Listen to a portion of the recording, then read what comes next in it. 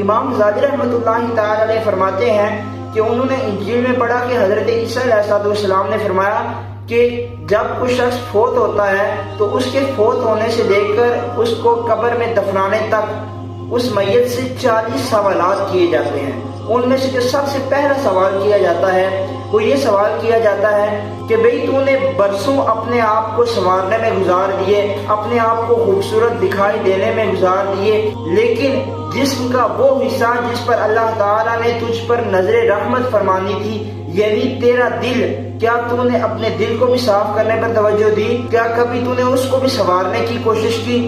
یہ سوال ہمیں بھی اپنے آپ سے کرنا چاہیے کہ کیا کبھی ہم نے اپنے دل کو سنوارنے کی، دل کو صاف کرنے کی کوشش کی؟ کیا کبھی ذکر اللہ کے ساتھ اس کو پاک کرنے کی کوشش کی، اس کو صاف کرنے کی کوشش کی؟